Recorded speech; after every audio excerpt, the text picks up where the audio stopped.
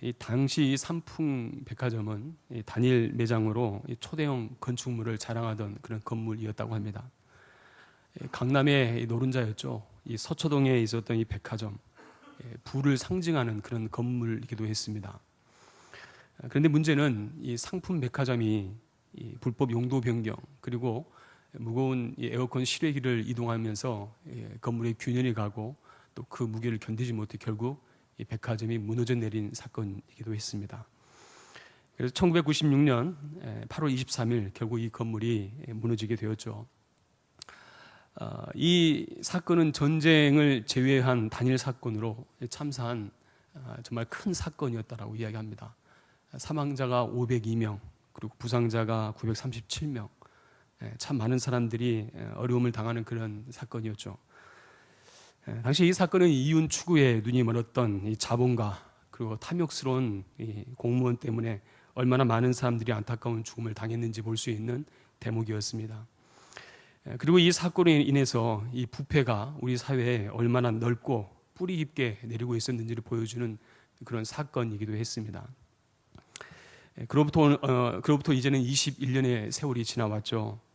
그러나 여전히 지금 이 한국 사회는 이 안전불감증에서 벗어나지 못하고 살아가고 있다라고 해도 과언은 아닐 것입니다. 몇 년 전에 있었던 이 세월호 사건을 통해서도 우리가 보았듯이 한국 사회가 아직도 얼마나 이 불법한 일에서 벗어나지 못하고 있는가를 볼 수가 있습니다. 소 잃고 외양간을 고치듯이 어떤 사건이 발생하면 그때서야 우리는 외양간을 고칩니다. 그리고 꼭 뒤늦은 후회를 하고 살아가는 걸 볼 수가 있습니다. 여러분, 이 세상에만 이런 문제가 있을까요? 혹시 내 자신의 신앙의 기반은 잘 세워져 있습니까? 우리의 신앙은, 내 믿음은 안전합니까? 혹시 내 자신은 부실함으로 살아가고 있지 않습니까? 오늘 이 본문 말씀은 이처럼 신앙의 기반이 부실해서 무너져 내려가는 이 이스라엘 백성들을 향한 하나님의 심판의 메시지입니다. 이 아모스서의 배경을 보면 이 북이스라엘을 계속해서 위협하던 아람이 아수르에 의해서 패망을 하게 됩니다. 그 위에 이 북이스라엘 왕이었던 이 여로보암 2세는 이 북이스라엘을 이 다메섹 이 북방의 하마까지 영토를 확장하게 됩니다. 그야말로 이 솔로몬 이후에 북이스라엘 강성대국이 이루는 그러한 호황을 누리는, 말 그대로 승승장구하는 그러한 시대가 바로 이 아모스 시대였습니다. 하지만 이 풍요와 이 번영은 당시 북이스라엘에게는 붕괴의 전조 현상의 시작이었습니다. 당시 북이스라엘은 많은 부정과 부패로 얼룩져 있었다라고 이야기합니다. 그 중에 가장 심각한 것은 하나님의 언약을 근거로 한 이 이스라엘 백성들이 하나님을 떠나기 시작을 했다라는 것입니다. 이들은 하나님의 율법을 이해하지 못하였습니다. 알맹이가 없기 때문에 형식만 여호와 신앙으로 남아 있었고 국가 신앙으로만 세워져 있었지, 하지만 내용은 하나님을 섬기는 것과 전혀 무관한 사람들이었습니다. 실상 이 율법이 유명무실한 그런 곳이 되었던 곳입니다. 우리가 세계적으로 기독교 국가 하면 기독교를 상징하는 나라로 떠오르는 나라가 있습니다. 바로 미국이죠. 이 미국은 청교도에 의해서, 성경을 기반으로 해서 건국된 나라라고 해도 과언은 아닐 것입니다. 이렇게 세워진 이 나라가 건국 이후에 어쩌면 이 최단 기간, 최단 역사를 가지고 있는 나라가 이런 세계 경제를 좌지우지하는 그런 나라가 세워졌습니다. 이렇게 신앙을 기반으로 하여 세워진 나라가 풍요와 번영을 누린 것이죠. 그렇다면 오늘날 이 미국을 가리켜서 기독교 국가인가? 라고 질문한다면 그렇다라고 답변하기 쉽지는 않습니다. 표면적으로는 기독교 국가임에도 이제는 이 민주주의와 인본주의의 근간이 되어서 이 성경을 기반으로 했던 모든 가치관들이 무너진 지는 오래되었습니다. 단적인 예로 이제는 미국의 모든 주에서 이 동성애를 죄라고 이야기를 하면 그렇게 설교하는 목회자들은 이 감옥에 갈 각오를 하고 설교를 해야 합니다. 때문에 이 성경에서 말하는 이 절대적 가치와 진리를 전하지 못합니다. 이런 미국의 모습을 보면 이 기독교 건국 이념을 벗어난 나라라고 해도 우리는 그 말이 틀리진 않을 것입니다. 바로 이 북이스라엘이 바로 그런 나라였습니다. 이 하나님의 나라에 이 선민으로 세워진 자들이었음에도 불구하고 이런 나라가 부강해지면서 점점 하나님의 자리를 이루어가기 시작했습니다. 무엇보다도 당시 북이스라엘의 심각한 문제는 사회적 부패와 종교적 부패가 갈수록 심화되었습니다. 더 이상 순수한 형태의 신앙을 지키지 아니했고, 이제는 더 이상 하나님을 섬기지도 않고 다분히 이방인들의 제의와 타락한 의식을 행하는 사람에 지나지 않았습니다. 당시 영적 타락이 얼마나 심했는지, 당시 발견된 이 고대 유물 중에 이 북이스라엘의 대표적인 도시인 이 사마리아 지역에서 발견된 이 토기들이 있는데, 그 토기들의 그 조각들 중에서 여호와라는 이름이 들어간 토기들과 그 다음에 바알이라고 새겨진 이 토기의 수가 거의 비슷했다라고 이야기를 합니다. 그만큼 이 사마리아 지역에 하나님을 섬기는 사람과 또 바알을 섬기는 사람들이 얼마나 대등하게 있었는지를 보여주는 대표적인 모습입니다. 이처럼 이 많은 이스라엘 백성들이 바알을 숭배하는 사람들도 그곳 역시 많이 성행했다라는 것을 우리에게 보여주는 대표적인 모습입니다. 이처럼 이들이 누렸던 이 번영은 이 사치와 향락으로 이어졌고 결국 우상 숭배와 불신앙을 가져왔던 것입니다. 이들이 타락의 내리막길로 가고 있었던 이 북이스라엘을 목도하시던 하나님께서 한 사람을 세우시게 됩니다. 바로 오늘 본문에 이 본문을 기록한 바로 아모스 선지자입니다. 이 아모스는 특이하게도 북이스라엘 사람의 선지자가 아니라 남유다 사람으로 하나님께서 그 남유다에 살고 있던 아모스를 불러서 북이스라엘을 향해 하나님의 메시지를 전하게 하십니다. 이렇게 부르심을 받았던 이 아모스가 이스라엘의 이 번영 속에서 불의에 대한 하나님의 심판을, 다시 말해서 하나님의 공의를 선포하게 하십니다. 이 하나님의 심판을 선포하는 이 아모스 선지자는 오늘 9장에 마지막 하나님의 심판을 선포하는 장면이 오늘 우리에게 기록하고 있습니다. 특별히 1절에서 8절까지 말씀을 보면 이 아모스 선지자는 이 심판을 어떻게 임하는지 구체적으로 우리에게 말씀하고 있습니다. 본문을 다 읽지 않았지만 오늘 8절 말씀 보면은 이렇게 말씀을 합니다.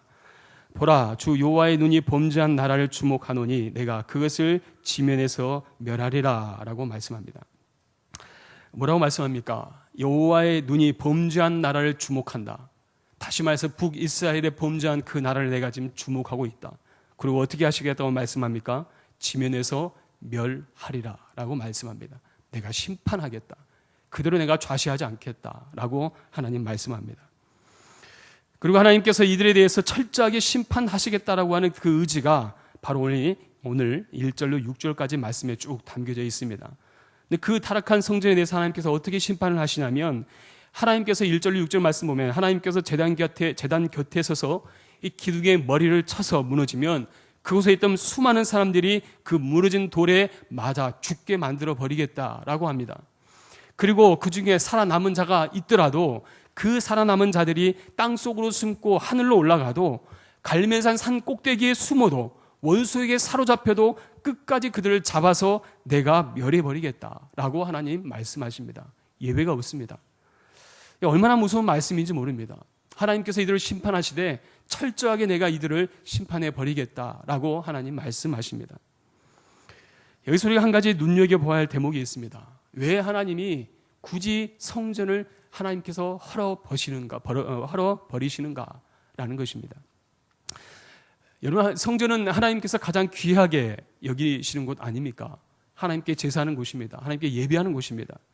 그런데 하나님께서 그곳을 무너뜨리겠다라고 하나님께서 친히 말씀하십니다. 더군다나 이스라엘 백성들에게도 마찬가지로 이곳은 굉장히 중요한 곳이었습니다. 하나님의 임재의 상징이었고 이스라엘 백성들에게 있어서 그들의 신앙과 삶의 중심축이 바로 이 성전입니다. 그럼에도 불구하고 하나님께서 이 성전을 헐어버리겠다라고 말씀합니다. 왜 그렇습니까? 이제 이 성전은 바로 이방의 제사로 판을 치는 곳이 되어버렸습니다. 하나님께서 결국 이 모습에 대해서 이제는 그대로 내가 지켜보고 있지 않겠다라는 것입니다. 이 아모스 선지서는 바로 이 부분에서 거듭해서 우리에게 말씀합니다. 공의와 정의를 상실하고 종교적 행위로서 자기의 이기적인 욕망과 욕심을 만족시키는 수단으로 전락한 그 성전에 대해서 내가 더 이상 그 성전을 지켜보지 않겠다라는 것이 바로 하나님의 마음인 것입니다. 요한복음 2장 13절로 22절 말씀 보면은 예수님께서 6월절에 예루살렘으로 올라가 성전에 들어가는 장면을 말씀하고 있죠. 그런데 성전에 들어가셨던 예수님이 소와 양과 비둘기를 파는 사람들, 환전해 주는 사람들을 만나게 됩니다. 그런데 예수님께서 그 장면에서 이 노끈으로 채찍을 만들어 양과 소를 파는 사람들, 그리고 환전상들을 쫓아내는 장면을 소개해 줍니다. 상을 다 뒤엎어버리죠. 그러면서 16절 말씀에, 요한복음 2장 16절 말씀에 이렇게 말씀을 합니다. 비둘기를 파는 사람들에게 이르시되 이것을 여기서 가져가라. 내 아버지의 집으로 장사하는 집을 만들지 말라 하시니 라고 말씀합니다. 예수님께서는 이 성전의 본래의 기능을 상실한 그것에 대한 하나님께서 주시는 의분이 예수님의 마음 가운데 있었던 것입니다. 다시 말해서 이 예배는, 예배당은 하나님의 온전한 예배의 처소이고 또 하나님만을 예배하는 곳이어야 함에도 불구하고 그러한 기능을 하지 못하였을 때 바로 예수님께서 분노하셨던 것이죠. 오늘 하나님께서 오늘 이 아모스 선지자를 통해 우리에게 말씀하는 이 부분도 마찬가지입니다. 이들이 예배의 기능을 상실했을 때, 온전히 예배자의 자리로 나아가지 못하였을 때 하나님께서 이 성전을 헐어버리시겠다라고 말씀하는 것이죠. 이처럼 이 아모스 당시 북이스라엘의 영적 상태가 심각했다라는 것입니다. 그들은 분명 하나님의 백성임에도 불구하고 다른 이방인들과 다를 바 없는 그러한 삶을 살았습니다. 이들의 중심에는 하나님이 아니라 이방인을 섬기는 것이 더 자연스러웠습니다.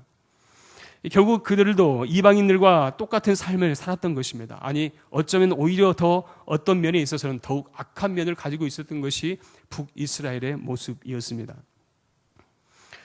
저는 이 말씀 묵상하면서 오늘날의 이 조국 땅과 이 조국 교회의 현실을 생각해 보았습니다. 여러분 혹시 이 말씀을 들으면서 여로보암 시대 이 북이스라엘의 모습과 우리나라의 모습과 비슷하다는 생각이 들지 않습니까? 국가적으로 한때 번영과 성장을 누리면서 이 물질 만능 사상을 지향하던 대한민국, 돈과 권력이면 안 될 것 없이 모든 것이 다 통과됐던 그런 나라, 각종 부정과 부패로 얼룩져 있는 그런 나라, 지금의 나라의 모습이지 않습니까? 성적으로 문란하고 타락한 나라, 그런 나라가 바로 이 나라의 현실이지 않습니까? 그리고 심각한 사실은 영적으로 부패하고 타락하여서 하나님을 온전히 섬기는 교회의 모습, 성도의 모습은 상실되고 종교적인 습관과 행위만 남아있는 그러한 교회, 또 우리들의 자신의 모습은 아닌가. 죄송하지만 그게 어쩌면 우리의 모습일 수도 있다라는 것입니다. 여러분 지금 드려진 예배를 통해서 이곳에서 얼마나 정성을 다해 하나님을 예배하고 또 하나님 우리가 예배의 자리로 나아갈 때마다 우리가 하나님께서 이 예배를 정말 온전히 받으시는가 라는 질문을 우리는 던져보아야 합니다. 그리고 이 예배의 자리뿐만 아니라 우리가 우리의 일상의 삶 속에서도 우리가 하나님의 사람으로서 하나님의 백성으로서 하나님 앞에 부끄럽지 않는 그러한 삶을 살아야 함에도 불구하고 여전히 우리는 세상과 다를 바 없는 모습을 살아가고 있다라면 어쩌면 이 본문에 나와 있는 이 북이스라엘 사람과 전혀 다를 바가 없는 모습이 우리일 수 있다라는 것입니다. 만약 이러한 모습에서 벗어나지 못한 우리들이라면 우리들 역시 어쩌면 이 삼풍백화점이 붕괴했을 당시에 그 처참함이 우리의 처참함이 될 수 있다라는 사실을 알아야 합니다. 서두에 말씀드렸다시피 우리는 참사를 통해서 얻어야 할 교훈이 있다면 다시는 그러한 일들이 발생하지 않도록 만반의 준비를 해야 할 것입니다. 사랑하는 성도 여러분, 우리의 영적 상태도 마찬가지라 생각합니다. 지금 내 자신의 영적인 실태에 대해서 직시해야 합니다. 내가 지금 얼마나 하나님 앞에서 연약한 존재인지, 얼마나 많은 죄성을 가지고 여전히 변하지 않는 모습으로 습관적인 예배를 드리고 있는 종교인인지 우리는 바로 내 자신을 바라봐야 합니다. 이 시간 바라보기는 이 모든 죄악으로부터 돌이켜서 이 온전한 믿음으로 바로 설 수 있는 저와 여러분 될 수 있기를 주님의 이름으로 축원합니다. 오늘 말씀은 감사하게도 이전에 아모스 8장까지 이 말씀을 보면은 하나님께서 심판의 메시지로 계속해서 말씀하고 강조하고 계속해서 그 말씀을 하십니다. 그리고 심판으로 끝을 맺습니다. 각 장마다. 그런데 오늘 이 아모스 선지자가 이 9장을 마무리하면서 하나님의 심판을 말씀하면서도 동시에 우리에게 희망의 메시지를 전해주고 있습니다. 우리 아까 읽었던 8절 하반절 말씀 보면 이렇게 말씀을 하죠. 그러나 야곱의 집은 온전히 멸하지는 아니하리라. 여호와의 말씀이니라 라고 말씀합니다. 자, 그러나 여호와의 집은 온전히 멸하지는 아니하리라. 어떤 집이요? 야곱의 집은. 다시 말해서 하나님께서 그 심판 중에서라도 하나님께서 희망과 소망을 우리에게 주고 있는 걸 볼 수 있습니다. 자, 이 야곱의 집에 속할 자에 대해서 어떻게 하나님께서 구분할 것인가? 이어서 오늘 다 읽지 않았는 그 본문인데 9절 말씀 보면은 이렇게 말씀을 하죠. 9절 말씀을 같이 한번 읽도록 하겠습니다. 9절입니다. 시작. 보라, 내가 명령하여 이스라엘 족속을 만국 중에서 체질하기를 채로 체질함 같이 하려니와 그 한 알갱이도 땅에 떨어지지 아니하리라. 만국 중에서 이스라엘 백성을 체질해서 걸러내시겠다라고 말씀합니다. 이 체질이 무엇입니까? 채에 걸러서 남은 것들은 분명하게 걸러내고, 그리고 채 밑으로 빠진 것들은 버리게 됩니다. 하나님께서 다시 말해서 이 체질을 통해서 채로 통해서 걸러낼 사람들 걸러내고, 그리고 채에 남는 사람들을 그들을 바로 야곱의 집에 남게 하겠다라고 하나님께서 말씀합니다. 다시 말해서 하나님께서 자신의 심판을 통해서 철저하게 더럽혀지고 부패한 성전은 쓸어버리고, 이제는 하나님께서 친히 세우신 하나님의 사람들과 하나님의 성전을 친히 세우겠다라고 하나님 말씀하십니다. 그리고 이 약속을 구체적으로 어떻게 세울 것인지 바로 오늘 본문 11절 말씀입니다. 11절 말씀 같이 읽겠습니다. 시작. 그날에 내가 다윗의 무너진 장막을 일으키고 그것들의 틈을 막으며 그 허물어진 것을 일으켜서 옛적과 같이 세우고. 아멘. 하나님께서 무너진 다윗의 장막을 다시 일으키시고 틈을 막고 일으켜서 옛적과 같이 하시겠다라고 하나님 말씀하십니다. 하나님을 온전히 신뢰하고 장막의 시간이 흘러오면서 어느새 무너지고 찢어지고 허물어졌습니다. 영적 균열이 생기고 그 틈으로 하나님이 아닌 다른 것들이 우리 안에 들어오게 되었습니다. 우리를 지배합니다. 그것은 바로 세속주의고, 세상을 더 사랑하는 것이고, 세상의 방식대로 자기 욕심대로 사는 것이고, 그것으로 인하여서 우리는 세상을 짓밟고 사는 그러한 모습으로 살아왔던 우리들, 또 우상 숭배로 얼룩져 있는 우리들의 모습이었을 것입니다. 그러나 이제 하나님께서 이렇게 부실한 건물은 걷어가 버리고 허물어지고 무너진 다윗의 장막을 다시 회복하겠다, 내가 회복시키겠다라고 하나님 말씀합니다. 여러분, 이 말씀이 우리에게 얼마나 소망의 말씀이 되는지 모릅니다. 이 땅의 것은 소망이 없습니다. 이 땅이 무너진 것은 더 이상 인간의 손으로 할 수 있는 것은 한계가 있습니다. 사람도 건물도 마찬가지입니다. 하지만 하나님께서 이제는 하나님이 친히 모든 것들을 세우시겠다라고 약속하십니다. 그런데 여기서 아모스 선지자가 새 나라와 새 성전에 대해서 모델을 우리에게 제시하면서 이 성전에 대해서 어떤 성막을 세울 것인지 말씀하죠. 바로 다윗의 장막입니다. 하나님께서 새로운 성전에 이 모델을 제시하면서 왜 이 다윗의 장막을 우리에게 말씀하실까? 여러분, 다윗 시대는 어떤 나라였습니까? 이스라엘 백성들에게 있어서 가장 부강했던 나라이죠.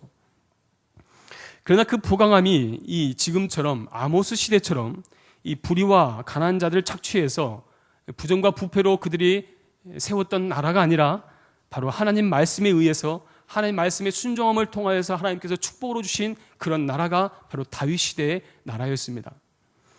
열왕기서에 보면 다윗을 이렇게 평가하죠. 열왕기상 15장 5절 말씀 보면은 이렇게 말씀합니다. 이는 다윗이 햇사람 우리아의 일 외에는 평생에 여호와 보시기에 정직히 행하고 자기에게 명령하신 모든 일을 어기지 아니하였습니다. 하나님께서 다윗을 평하기를 뭐라고 말씀합니까? 여호와 보시기에 정직히 행하고 명령하신 모든 일을 어기지 아니했다라고 말씀합니다. 이게 다윗의 강점이었습니다. 다윗에게는 정직함이 있었습니다. 하나님 말씀하신 그 말씀이 있으면 그 어떤 말씀이든지 그 말씀을 어기지 않겠노라 라는 그런 마음을 가지고 살았던 것이 바로 이 다윗의 모습이었습니다. 사도행전 13장 22절 말씀에도 다윗에 대해서 이렇게 평가하죠. 내가 이새의 아들 다윗을 만나니 내 마음에 맞는 사람이라 내 뜻을 다 이루리라 하시더니, 다윗은 하나님의 마음에 맞는 사람이라 라고 평가하고 있습니다. 하나님의 마음에 맞는 사람, 하나님 마음에 꼭 드는 사람, 그런 사람이 바로 다윗이었다라고 우리에게 말씀합니다. 어쩌면 우리 안에 이 다윗과 같은 마음을 가지고 우리가 살기를 소망하는 마음이 있어야 되지 않겠는가라는 것입니다. 여러분, 다윗은 목숨을 걸고 하나님 만나기를 원했고 무엇보다 하나님의 입장에서 하나님 마음을 생각했던 사람이었습니다. 하나님을 감동시킬 요소를 찾았던 사람이고 세상의 가치의 중심을 두지 않고 하나님 가치의 중심을 두고 살았던 사람입니다. 그래서 하나님께서 이 다윗의 장막을 찾으시는 이유가 바로 거기에 있습니다.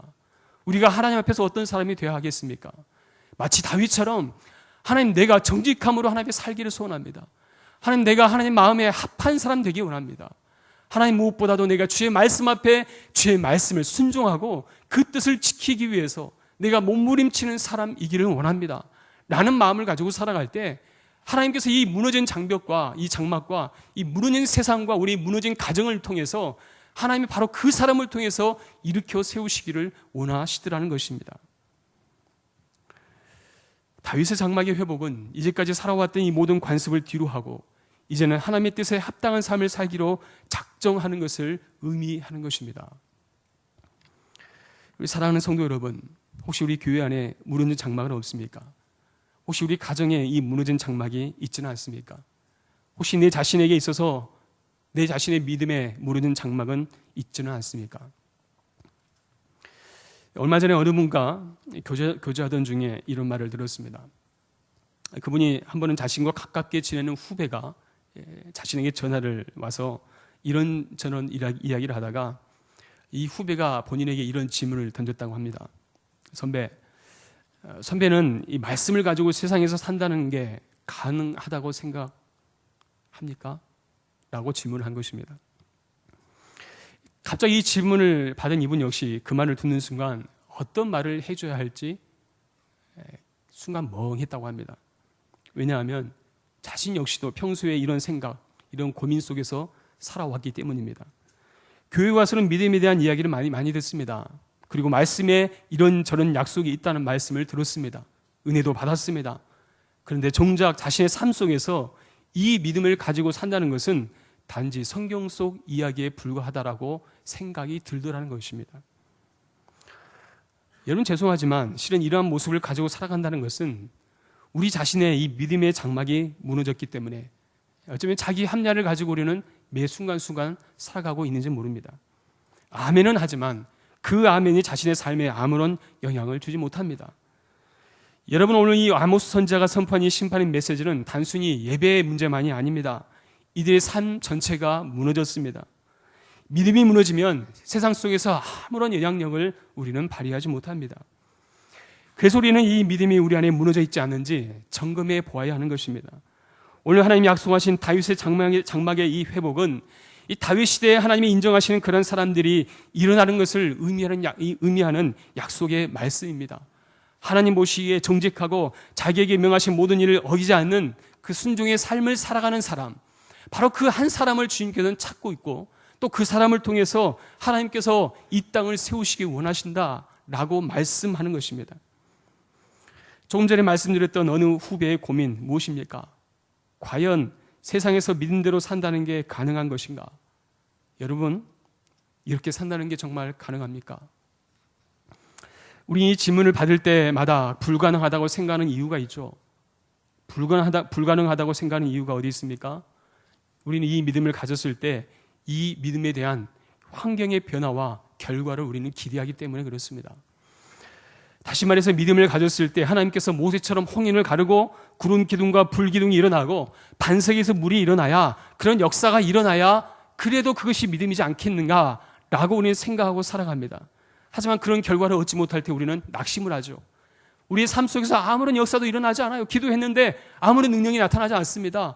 내가 기도했는데 간구했는데 하나님이 잠잠하십니다. 하나님, 이게 뭡니까? 그렇다면 믿음으로 산다는 것은 무엇을 의미합니까? 여러분, 믿음의 삶은 내가 바라는 결과를 얻는 것을 말하지 않습니다. 중요한 것은 내가 어떤 사람이 되느냐에 대한 문제입니다. 오늘 이스라엘 백성들에게 있어서 결정적인 문제는 하나님을 떠난 것이 문제였습니다. 그래서 하나님이 이렇게 떠난 이들에게 다윗의 장막을 일으키시겠다라고 약속하시는데, 이는 다윗과 같이 하나님께 인정받는 그런 사람을 일으키시겠다라는 말씀입니다. 하나님이 원하시는 사람은 어떤 결과를 내는 사람이 아니라 믿음대로 살아내는 사람을 찾으십니다. 이 말씀은 이 시대를 살아가는 저와 여러분들에게 동일하게 적용되는 말씀입니다. 이 세상에서 믿음대로 산다는 것은 내가 어떤 결과를 내야 될 존재가 아니라 다윗과 같이 정직한 마음과 말씀대로 살아내기 위해서 몸부림치는 그 사람, 하나님께서 그 사람을 통해서 이 시대를, 또 이 나라를, 이 교회를, 우리의 가정을 세우시겠다라고 하나님 약속하시는 것입니다. 이 시간 바라옵기는 저와 여러분들이 이 다윗과 같은 사람으로 하나님 앞에 인정받고, 또 그런 사람으로, 또 그런 나를 통하여서 하나님께서 이 무너진 내 믿음의 처소를 일으킬 수 있는 저와 여러분 될 수 있기를 주님의 이름으로 축원합니다. 자, 이렇게 다윗의 장막을 회복한 다음에 하나님께서 우리에게 주신 축복도 이와 같은 맥락에서 이해할 수 있습니다. 아모스가 꿈꾸었던 다윗의 장막이 회복이 될 때 하나님께서 우리에게 어떤 은혜를 주시는가? 12절 말씀이죠. 12절 말씀 같이 읽겠습니다. 시작. 그들이 에돔의 남은 자와 내 이름으로 일컫는 만국을 기업으로 얻게 하리라. 이를 행하시는 여호와의 말씀이니라. 어떤 말씀입니까? 에돔은 이스라엘과 가장 가까운 이웃 나라를 의미합니다. 에돔이 경쟁 관계에 있는 나라이지만 이 나라를 기업으로 내가 얻게 해주겠다라고 하나님 말씀하십니다. 뿐만 아닙니다. 13절 말씀 한번 읽겠습니다. 13절입니다. 시작. 여호와의 말씀이니라. 보라, 날이 이를지라. 그때 파종하는 자가 곡식 추수하는 자의 뒤를 이으며 포도를 밟는 자가 씨 뿌린 자의 뒤를 이으며 산들은 단 포도주를 흘리며 작은 산들은 녹으리라. 아멘. 다시 말해서 하나님께서 기름진 축복을 어떻게 내리시는가에 대해서 우리에게 쭉 말씀합니다. 곡식을 추수하는 자의 뒤를 따라서 밭을 가는 자가 땅을 일굽니다.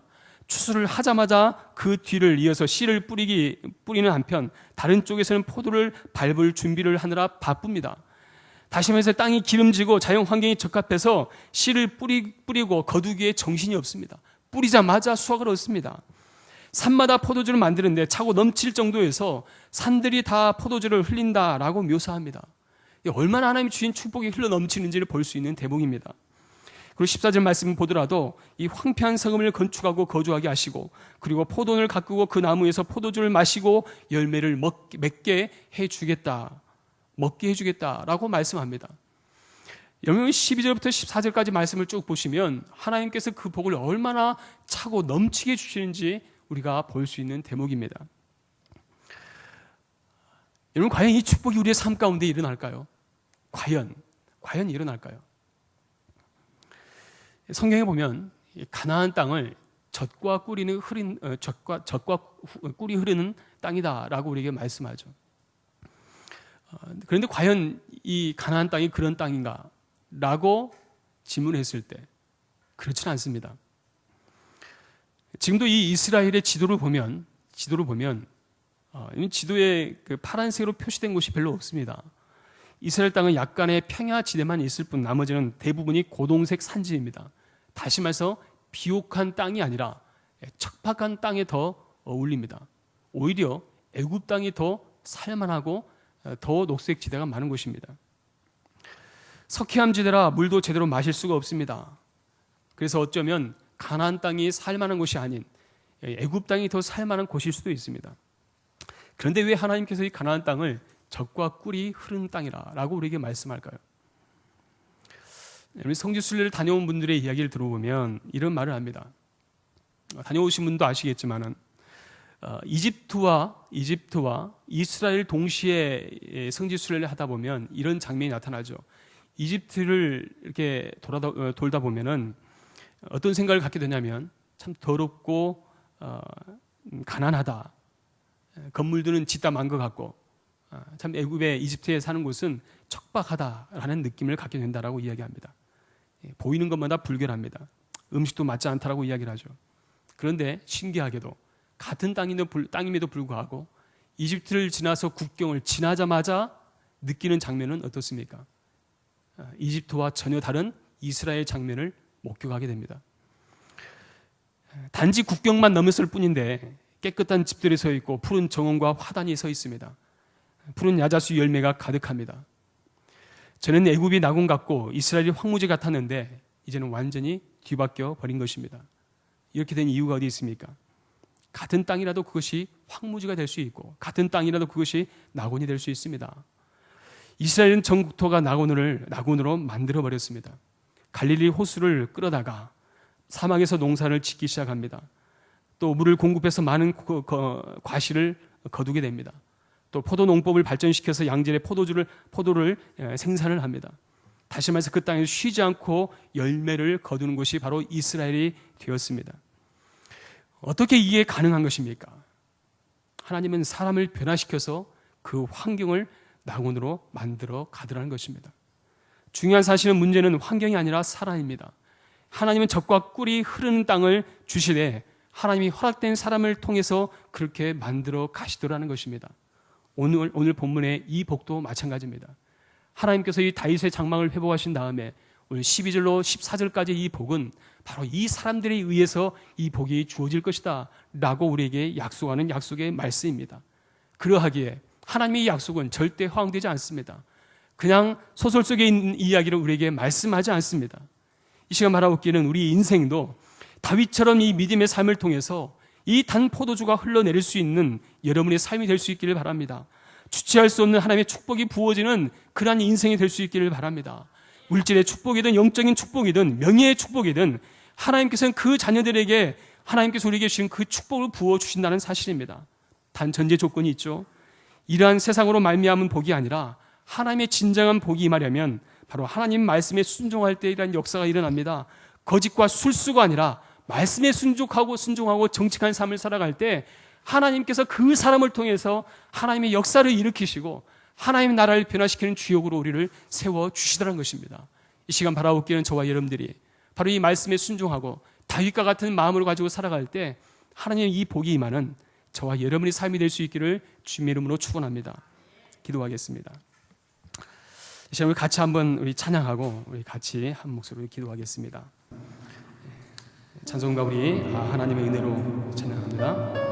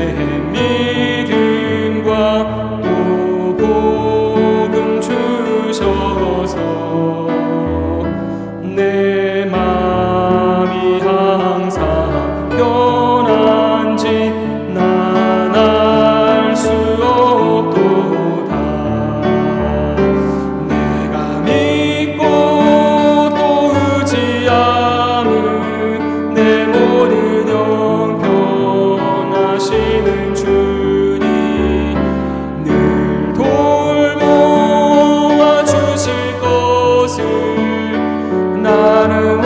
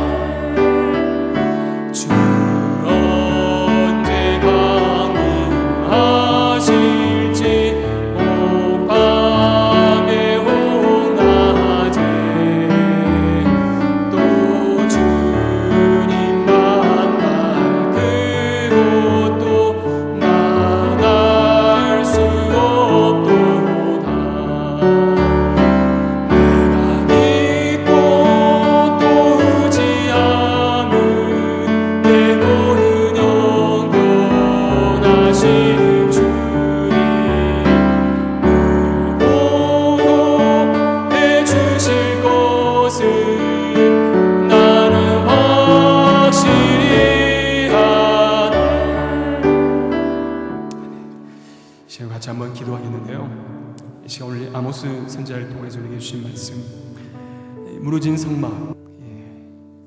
이 무너진 성막은 어쩌면 이 아모스 시대의 성막뿐만 아니라 오늘날 우리들의 모습, 우리들의 교회, 우리들의 가정과 내 자신의 모습일 수도 있습니다. 이 시간 한번 스스로를 돌아보며 우리가 기도할 때, 하나님, 혹시 이 시간에 이 아모스 시대처럼 우리의 가정과 우리의 교회와 이 사회가 무너져 있지 않습니까? 하나님을 떠나서 불법한 일을 행하고 온갖 타락과 가증한 일을 행하는 그러한 시대 속에 살고 있는 저희들, 하나님, 내 자신은 혹시 무너져 있는 모습은 있지 않습니까?